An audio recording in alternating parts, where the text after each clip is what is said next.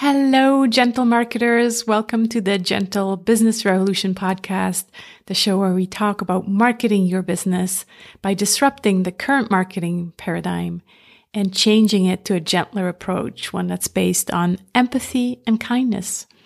I'm Sarah Znakrochi. I'm the host here. And if this is your first time here, welcome. You're listening to a raw episode recorded today, Wednesday, September 23rd.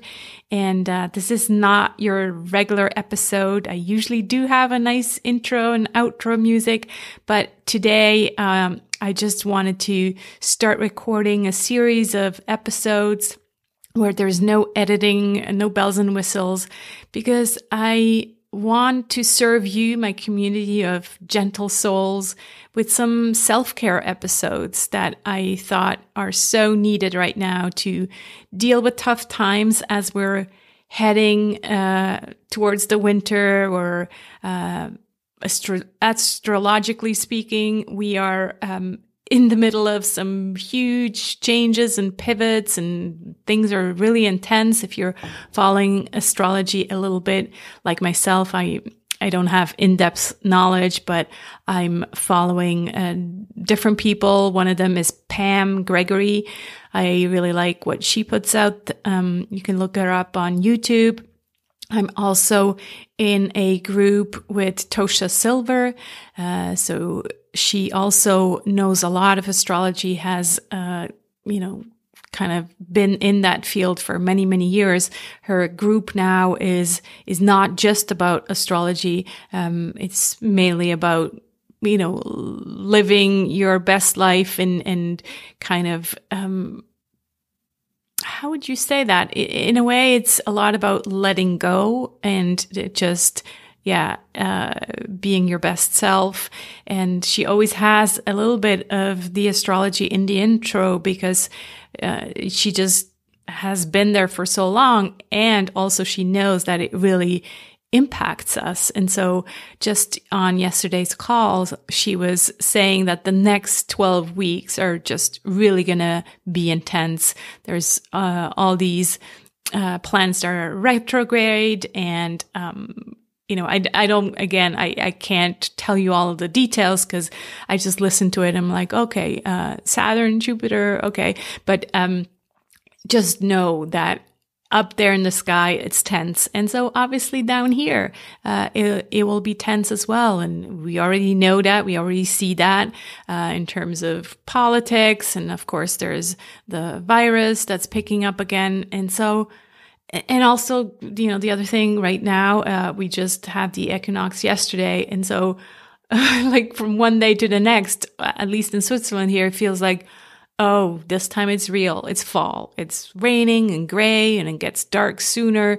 It's dark when you get up in the morning. So yeah, I think it really feels heavy. And as I said, it's going to be heavy for the next few weeks. So I think more than ever this year, we need to have things in place that help us cope, or, hopefully do a bit better than just coping.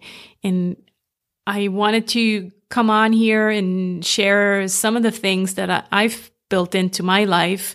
Some of them that I feel like, okay, I really got the hang out of this, and some of them that I'm still learning about and discovering now, like Ayurveda is my latest passion, and I'm really looking into that. And I recorded an episode with Angela Perger, but unfortunately it's only going live in January. But so I'm going to kind of bring in some of those Ayurveda habits and routines as well. So really the topic of today's episode is establish cozy routines. And cozy because in a way, when you talk about habits and, mostly habits, this word habits, it's come up in several books. The first one, you probably all know, The 7 Habits of Highly Effective People, Stephen Covey, and most recently, Atomic Habits by James Clear. Both really good books. The thing though is, to me, they still feel like it's kind of this yang energy, the the male energy of habits. How can we create habits that make us more effective, that, make us more productive, make us do more? And so that's not the habits that I'm talking about. And so in a way, that's why I called it cozy routines, even though sometimes routines also it doesn't feel yang energy, but it feels like boring. Like I always thought of routines as boring because it's like, oh, you do the same thing over and over again. But what I've come to learn also is that routines really make us feel safe. And so routines, or if you want, you can also call them rituals, they make us feel safe, and they feel a bit more gentle than habits that feel almost like performance-based.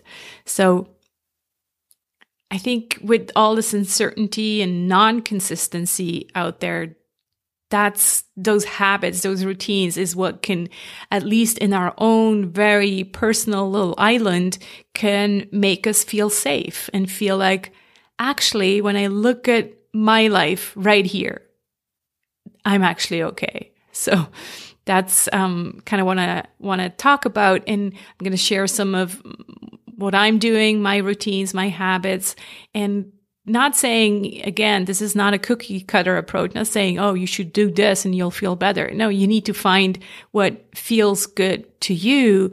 And maybe that's just one thing, but kind of have these anchors that make you feel safe, even though the world around us feels like it's falling apart. But as long as you feel safe inside, then I think we can get through this together. Maybe just first of all, of course, one of the biggest routines that we all need to apply is the washing hands regularly and wearing our masks when we go out, depending on the policy that is in place in your country. But I feel like that's just the basics, right? That's just what we have to deal with now. And yeah, it's not great. I don't like wearing the mask either, but that's what we need to do. So that's just kind of like, okay, let's get this out of the way so that we can then focus on more cozy routines. And the first thing that came to mind when I kind of thought about these routines is the kids, how they love routines. Like they really feel safe when there is certain routines in place. I'm thinking, for example, of the storytelling routines. Like for years and years, we would have story time at night, and it's like as parents, we would be exhausted, and of course, you can't skip the story at night. So it's those small things that just they give you consistency, and they make you feel like everything is good. As long as, there is this routine of the story, then I feel safe and I can go to sleep now. The kids are now 17 and 14. There's no more stories, unfortunately. They have their own, I'm sad to say they don't read, even though I invested so much time bringing them to the library every week. And I'm just still hoping that it comes back one day, but they're not reading books, but they, do their own thing. They probably watch YouTube. But they still want us to go and tuck them in at night. So there's still a tiny bit of routine left over that they feel like, okay, once mom and dad have tucked us in, that's when it's time to go to sleep. So yeah, that's kind of the basis, and it reminds us how important these routines really are. So kind of just, wonder, what are you doing to feel safe and to be ready for bed and to go to sleep? I'll record an episode on sleep.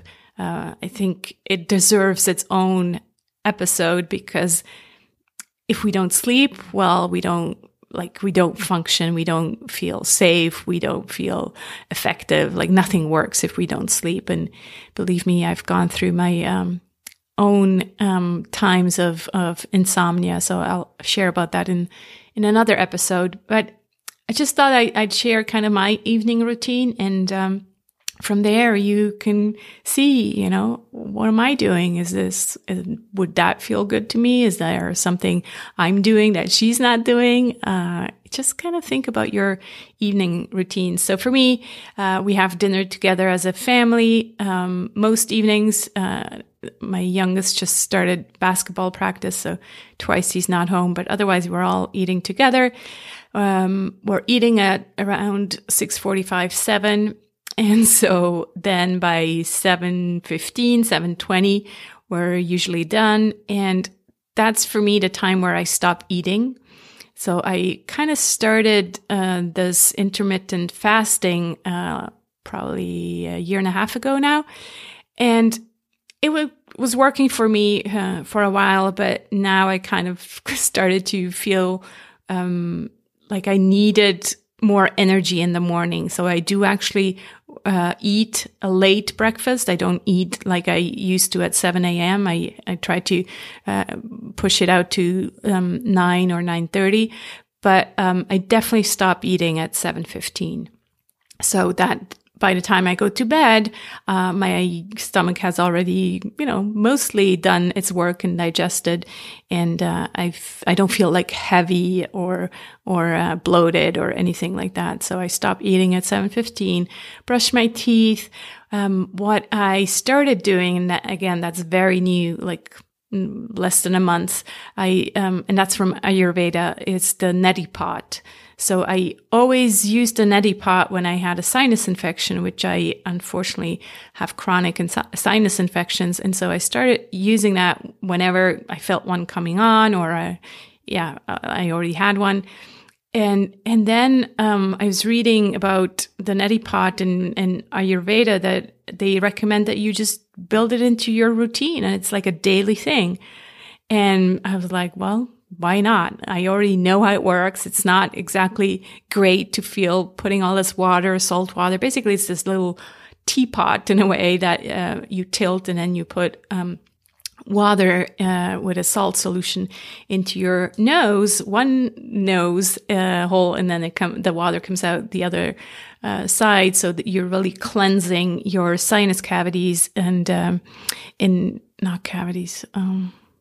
You know what I mean? Your sinuses, basically, and it really feels like, I feel refreshed. I feel like I can breathe again.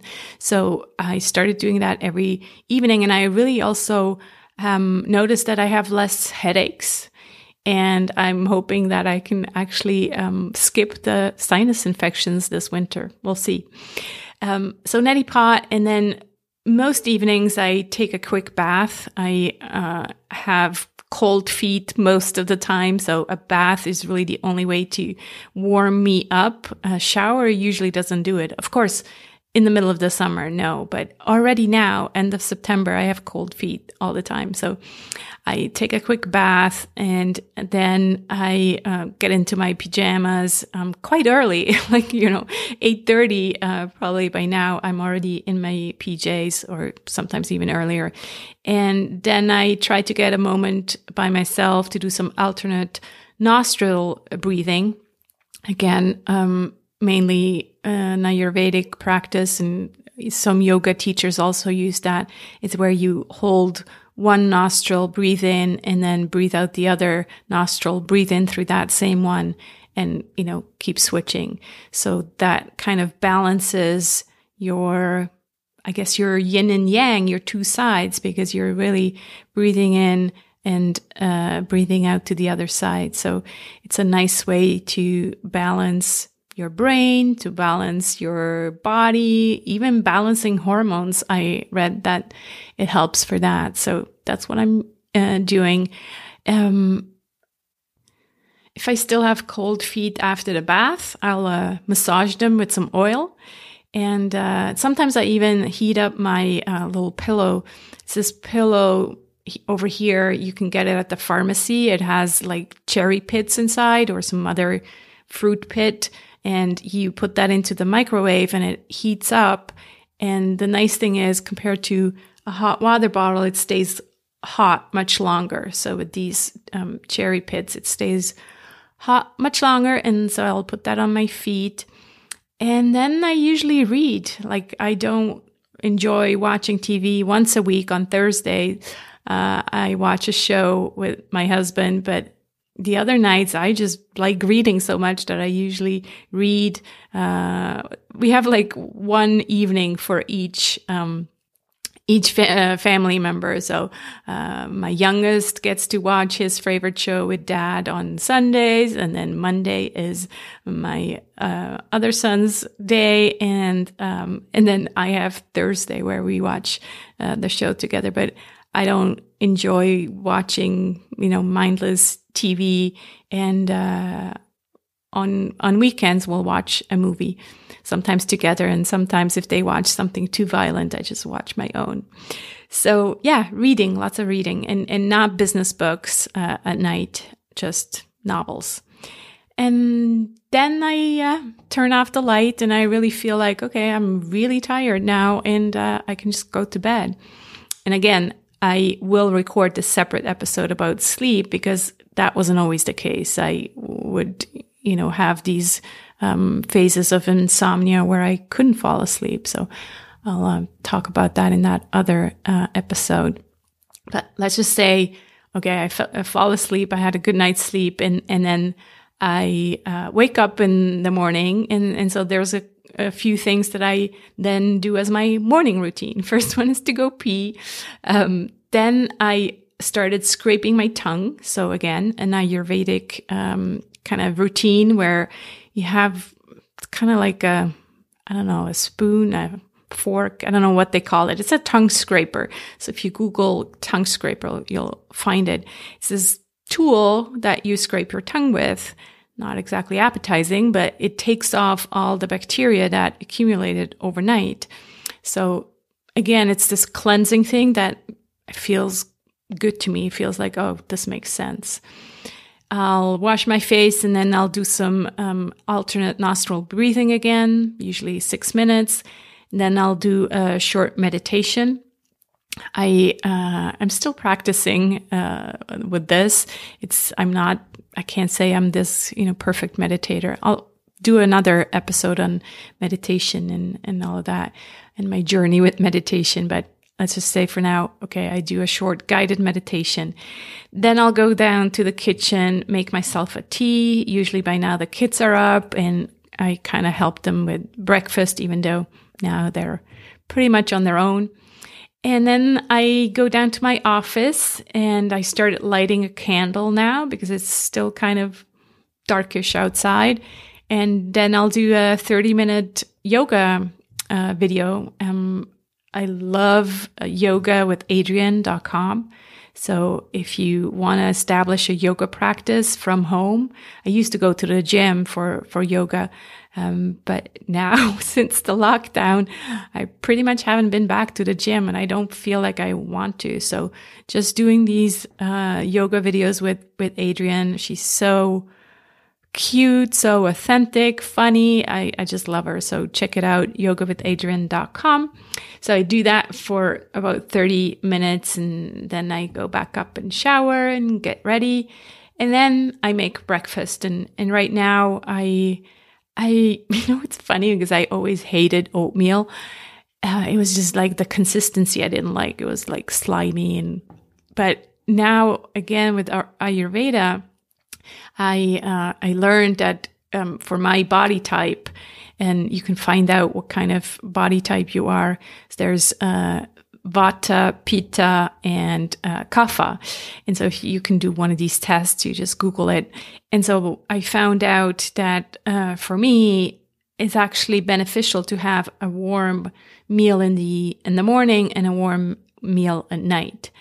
And I've been doing that since I also had a session with the Ayurvedic what do you call them, practitioner, and it really is true. It makes me feel better when I have something warm. Again, remember my cold feet. So maybe if you also experience cold feet and cold hands, maybe it's because you've been eating cold breakfasts and sometimes cold dinners. So try that. So yeah, I have oatmeal and lots of spices. So I put cinnamon in there, cardamom, and some ginger. And all of a sudden I'm like, oatmeal is actually kind of nice. I'll add some coconut oil in there as well, and a half a teaspoon of raw honey. So, and then add some nuts and seeds. What is it? Sunflower seeds, pumpkin seeds, and what's the brown one called again? Small, not sesame, the other one. It's escaping me right now, but most likely you'll know what I'm talking about. It's good for digestion. So I added those seeds, and then it really actually tastes good. So that's what I do in the morning, and then I really feel like I'm ready for my day. Some other habits are I still try to go for a daily walk.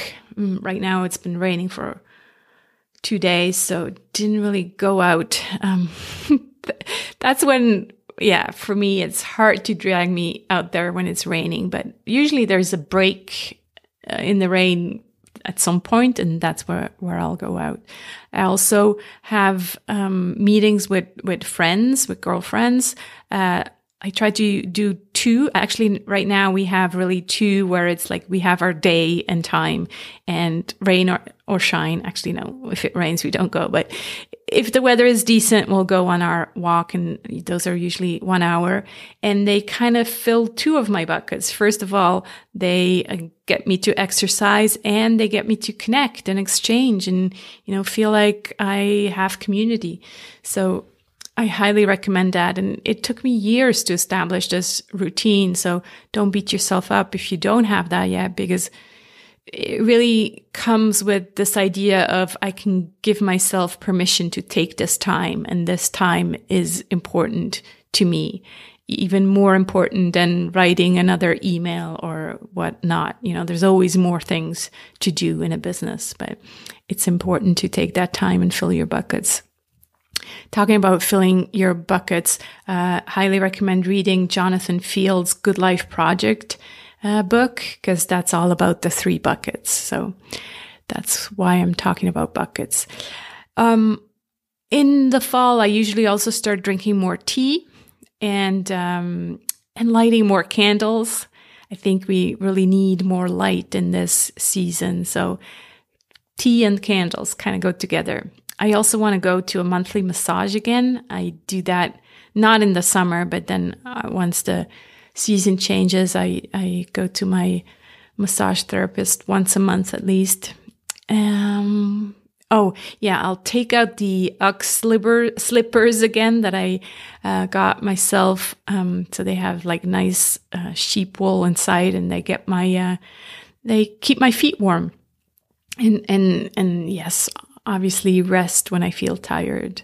So yeah, these are some of the routines that I have, and I really feel that they help me stay grounded and realize that, today I'm okay, and tomorrow will be another day.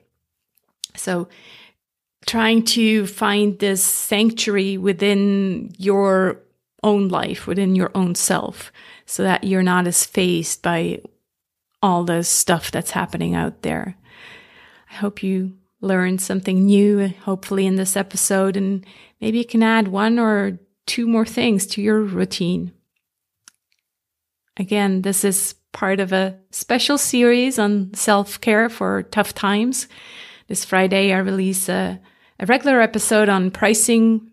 Sorry, no, that's next week. This week is all about impact and sustainability. A conversation with Sylvain Massot. So tune in for that. And then next week, I'll share a bit more about meditation and breathing and my journey with it.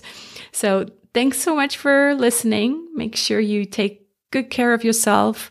We'll get through this together, because there definitely is light at the other end. Thank you so much. Take care.